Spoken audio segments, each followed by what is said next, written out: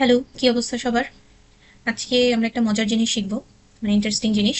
সেটা হচ্ছে যে আমাদের বিভিন্ন ফর্ম ফিল আপের সময় বা বিভিন্ন ডকুমেন্টসের ক্ষেত্রে দেখা যায় যে আমাদের এইজ ক্যালকুলেট করার একটা বিষয় থাকে। তো এটা হয়তো মৌখিকভাবে অনেকে করে ফেলতে পারেন, বাট এক্স্যাক্ট ডেটটা জানার জন্য আমরা অনেকেই হয়তো গুগল করি, বা হচ্ছে আমাদের অন্য কোনো টুলস থাকে যেটার মাধ্যমে হচ্ছে আমরা এইজ ক্যালকুলেট করে থাকি।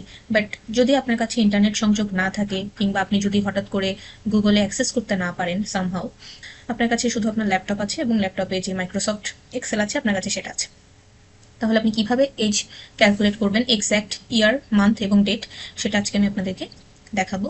আমরা এই সেলে আমাদের এজটা বসাতে যাচ্ছি, সেজন্য আমাদেরকে একটা ডিরেক্ট একটা ফর্মুলা আছে এক্সেলে, সেটা আগে ইনসার্ট করতে হবে। তার জন্য আমরা দিয়ে দেবো ইকুয়াল সাইন এবং লিখবো টুডে। টুডে লেখার পরে আমরা এখানে ডাবল ক্লিক করে মাইনাস করব এবং এই সেলটা সিলেক্ট করব যেখানে আমার ডেট অফ বার্থ লেখা আছে, করে আমি ইন্টার প্রেস করব। তার আগে আমি বলি এটা আসলে কি হচ্ছে। আমি এজের এখানে যে ফর্মুলাটা লিখেছি সেটা আসলে টুডে মানে আজকের দিন থেকে আমার ডেট অফ বার্থ পর্যন্ত যে গ্যাপটা, সেটা আমরা আগে ক্যালকুলেট করছি। তার জন্য টুডে মাইনাস যে সেলে হচ্ছে আমার ডেট অফ বার্থ লেখা আছে সেটাকে আমরা সিলেক্ট করব, করে ইন্টার প্রেস করব। আচ্ছা, এখানে যেটা আমি বললাম যে আমার আজকের দিন থেকে আমার ডেট অফ বার্থ পর্যন্ত যে গ্যাপটা, সেটা কিন্তু একটা ডেট ফরম্যাটে চলে এসেছে। সেজন্য এখন আমাদের যেটা আমরা চাচ্ছি সেটা কিন্তু এখনো পাইনি। তার জন্য আরেকটা ছোট্ট কাজ করতে হবে, সেটা হচ্ছে আমরা যে সেলে এজটা এখন ক্যালকুলেট করেছি সেটার উপরে রাইট বাটন ক্লিক করে এখানে চলে যাব ফরম্যাট সেলস। ঠিক আছে, এখানে দেখতে পাবেন যে বিভিন্ন ক্যাটাগরি আছে। আমাদের দরকার কাস্টম, মানে আমরা নিজেদের মতো করে জিনিসটাকে সাজিয়ে নেব। এখানে যে ডেট দেওয়া আছে সেটা কিন্তু ডেট ফরম্যাটে এখন আছে, সেটা আমরা চাচ্ছি না। কাস্টমে এসে গেলাম। কাস্টমে আসার পরে এখানে দেখবেন টাইপ, এখানে লেখার একটা জায়গা আছে, আমরা এটাকে সরিয়ে দিব। এখন আমরা কাস্টম মানে কি, আপনি নিজের মতো করে জিনিসটা সাজাতে পারবেন। তার জন্য দেখবেন এখন আমি যেভাবে লিখছি আপনারা সেভাবেই লিখবেন। প্রথমে আমরা চাচ্ছি ইয়ার, মানে তার কত বছর সেটা জানতে।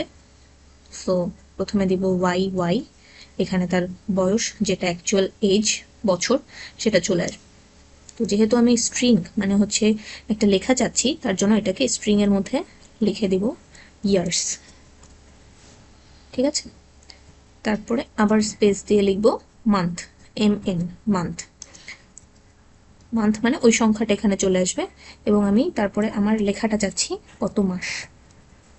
তারপরে আবার একটা স্পেস দিব, তারপর লিখব ডিডি, মানে ডেজটা চলে আসবে, এবং একটা স্পেস দিয়ে লিখব ডেজ।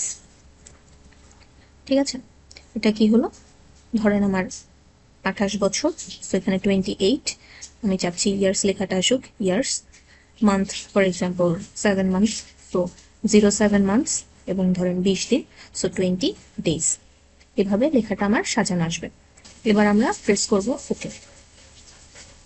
একে বড় করি, দেখেন 51 বছর, 51 ইয়ার্স, 12 মান্থস, 10 ডেজ। এবার এটাকে দেখবেন প্লাস বাটন, প্লাসের আইকন মতো আপনি দেখতে পাবেন এখানে।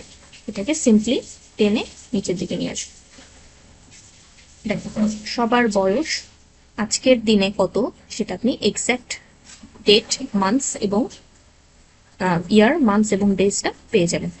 খুবই সিম্পল। যদি পছন্দ হয়ে থাকে অবশ্যই লাইক করবেন এবং একটা শেয়ার করে দেবেন। Thank you.